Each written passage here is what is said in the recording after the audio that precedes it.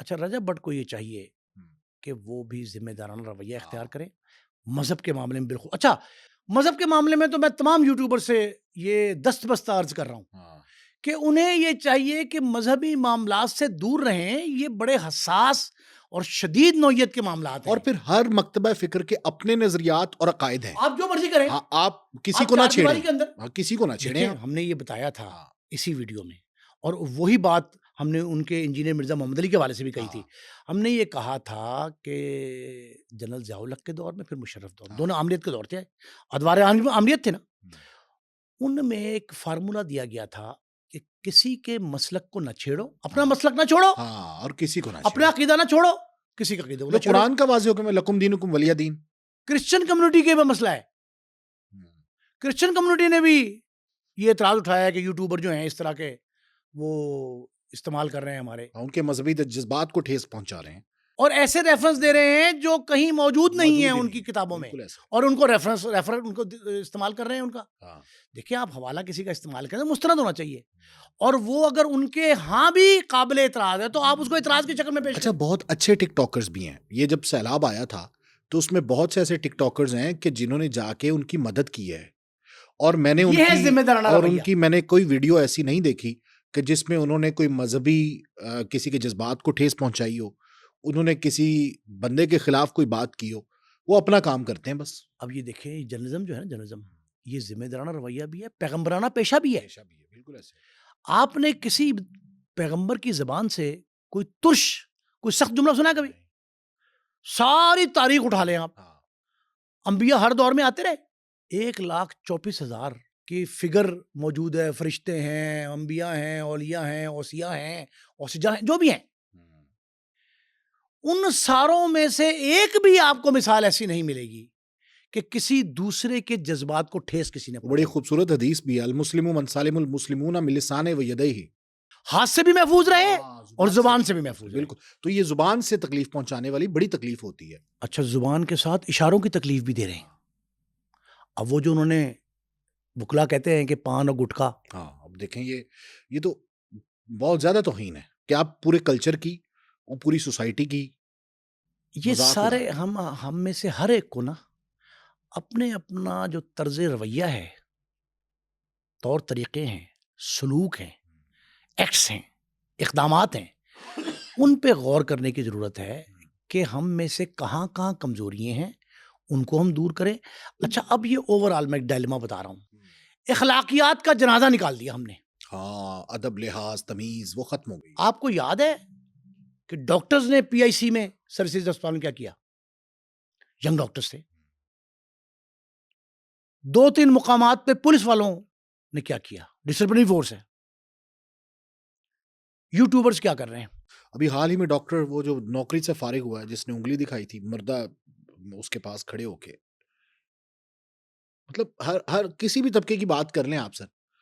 اچھا, چائنا میں سر ایک پابندی ہے, اور چائنا میں یہ ہے کہ سوشل میڈیا آپ یوز کریں گے اور آپ کے پاس اگر کسی شعبے سے ریلیٹڈ ڈگری ہے تو آپ اس پہ بات کریں گے, ورنہ بات نہیں کریں گے. مستند شخص ہو جو اس پہ ٹیسٹیمونیل ہو, سند رکھتا ہو. جیسے ہماری صحافت کا بیڑا غرق ہوا ہے سوشل میڈیا پہ آ کے, ہر بندہ رپورٹر بنا ہوا ہے, ہر بندے نے مائک ہاتھ میں اٹھایا ہوا ہے, تو پھر کیا ہوا کہ پوری انڈسٹری جو ہے اس پہ بدنامی کا ہاتھ میں اٹھائے رکھے, کوئی اعتراض نہیں مجھے, لیکن رولز ٹھوکر ہاتھ میں اٹھا کے ٹھوکر مار کے دروازہ کھولتے ہیں کسی کے دفتر کا, اس کے پرسنل گھر کا, اس کے بیڈ روم کا, اور مائک آگے کر, اور لاز کا نہیں پتا, رولز کا نہیں پتا. تو یہی ٹک ٹاکرز کے ساتھ ہو رہا ہے, یہی یوٹیوبرز کے ساتھ ہو رہا ہے. بھئی آپ یہ دیکھیں, میں نے 40 سال میں ہزارہ انٹرویو کیے, ایک ایسی مثال موجود نہیں کہ میں بغیر وقت لیے اور اس سے طے کیے معاملات کہ اتنے بجے آئیں گے ہم, اتنے دیر کا انٹرویو ہوگا, اس طرح کے کوسچنز ہوں گے, آپ تیاری کر لیں. اس کے بغیر جانا ممکن ہی نہیں. ایک مثال نہیں ملتی. نہ کبھی جھگڑا ہوا, نہ کسی نے انکار کیا, بڑے سے بڑے شخص سے وقت مانگا, تمیز کے دائرے میں. ہو کیا رہا ہے؟ بدتمیزی, بد اخلاقی. آپ اچھے لہجے میں سب سے برا سوال بھی پوچھ سکتے ہیں, کریٹیکل کوسچنز اچھا, پوچھ سکتے ہیں. اب ایک اور بات, یہ کیا ضروری ہے کہ آپ کو تعارف کی ضرورت پیش آئے کہ آپ جرنلسٹ ہیں, آپ یوٹیوبر ہیں؟ میرا ایک چالان نہیں ہوا کبھی کسی گاڑی کا, بائک کا, کبھی کسی کو تعارف بھی نہیں کرایا. اس کا مطلب کیا ہے کہ میں نے قانون کی پاسداری کی, اخلاقیات کے دامن کو ہاتھ سے نہیں چھوڑا. وہی نا, صحافیوں پہ زیادہ ذمہ داری ہے, اسی طرح یوٹیوبرز پر. اب رجب بٹ کے جو فین فالوورز ہیں, فین فالوئنگ ہے جو رجب بٹ کی, وہ تو یہی تقاضا کرتی ہے نا, وہ جس طرح کا کنٹینٹ کریٹ کرے گا لوگ اسے انسپائرڈ ہیں, بچوں پر بڑا اثر ہوتا ہے. جیسے ڈکی بھائی کے معاملے میں بچے ان کو دیکھتے ہیں بہت زیادہ, ٹھیک ہے, تو وہ جیسا کنٹینٹ اچھا بنائیں آپ گے لوگ دیکھیں, ویسے کریں گے. ڈکی بھائی اپنے ویلاگ کرتے رہے, مختلف انداز سے پیغام دیے, مختلف ٹاپکس کا انتخاب کیا, سب کچھ کیا. شاید وہ 2 4 5 لاکھ لوگ, 6 لاکھ دے گئے, 6 ملین کے جتنے دے گئے. اور جب باہر آ کے انہوں نے ویلاگ کیا, اپنی بپتا سنائی NCCI کی حراست سے, 14-15 ملین. کیوں؟ لوگ حقائق کے قریب قریب بات زیادہ سننا پسند کرتے ہیں. آپ ہوا میں تیر چلا رہے ہوں, آسمان اور زمین کے قلابے ملا رہے ہوں, تو آپ کی فین فالوئنگ بھی کم ہوتی ہے, لوگ یقین نہیں کرتے, آپ کو سننا ہی نہیں چاہتے. بالکل ایسے. تو بھائی یہ زندہ مثالیں موجود ہیں. انڈیا میں ایک فلم لگ گئی دھرندر, ہم نے پروگرام کر دیا اس میں. دھرندر فلم میں حقائق کے منافی گفتگو تھی, بہت کچھ دکھایا گیا. ان کے اپنے جرنلسٹوں نے کیا کہا کہ جی یہ جو فلم ساز ہے اس نے جھوٹ پر مبنی پروپیگنڈے کی بنیاد پر حق و سچ کے خلاف واقعات من گھڑت پیش کیے. یہ ان کے اپنے جرنلسٹ کہہ رہے ہیں, میں نے نہیں کہا. ہم تو کہیں گے ظاہر, ہم نے تو حقائق بتائے کہ لیاری کیا ہے, لیکن وہ کیوں کہا گیا, وجہ اس کی کیا ہے؟ وجہ اس کی یہ ہے کہ جو دانشمند ہیں, دانشور ہیں, باشعور ہیں, وہ کبھی جھوٹ کا نہ سہارا لیتے ہیں نہ اس کی توصیف کرتے ہیں. یہ رجب بٹ یا کسی اور شخص یوٹیوبر کا یہ خام خیال ہے کہ وہ یہ سمجھتا ہے کہ ہم اپنی ہائپ کے لیے اس طرح کے انٹوورڈ انسیڈنٹ جو ہیں ان کا سہارا لیں.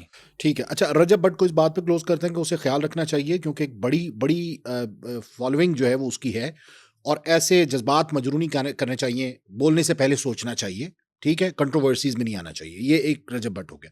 دوسری سائڈ پہ جو وکلا کا ایکٹ ہے سر, اس کو کیسے جسٹیفائی کریں گے؟ وہ بھی تو انجسٹیفائڈ ہے. میں کہتا ہوں کہ وہ زیادہ جو ہے نا قابل تنقید ہے, کیونکہ وہ قانون کے رکھوالے ہیں, قانون سمجھتے, زیادہ قانون سے باشعور ہیں قانون کے. میری بات ہوئی ممتاز قانون دان جو ہے نا, سپریم کورٹ بار ایسوسیشن کے سابق سیکرٹری جنرل آفتاب باجوہ, بڑے نامور قانون دان ہیں. میں نے ان کو فون کیا, ان سے کہا کہ باجوہ صاحب یہ کراچی میں واقعہ ہو گیا. انہوں نے کہا بڑا افسوس ہوا مجھے. اب میں نے کہا نا کہ 2 گروپ سامنے اس لیے آ رہے ہیں. میں نے کہا کیوں؟ کہتے مجھے نہیں پتا رجب بٹ کا کیا معاملہ ہے, نہ میں اس میں انڈکٹ ہوں, انٹرفیئر بھی نہیں کرنا چاہتا. لیکن وکلا کو کوئی اختیار, کوئی حق نہیں ہے کہ عدالت میں پیش ہوئے کسی سائل کو کسی حالت میں ہو, اگر شکایت ہے, شکوہ ہے, تو عدالت میں ان کے خلاف جا کے آپ کھڑے ہو جائیں. ہاں, قانونی جنگ لڑیں آپ. انہوں نے کہا تعزیرات پاکستان کی دفعہ 28 کے تحت کارروائی کی جا سکتی ہے, یہ انہوں نے کہا مجھے. پھر وہ کہتے ہیں کہ میں اس لیے, میں نے کہا آپ کی برادری ہے. اس نے کہا میں اپنی برادری کے کسی انجسٹیفائڈ ایکٹ کو جسٹیفائی نہیں کر سکتا.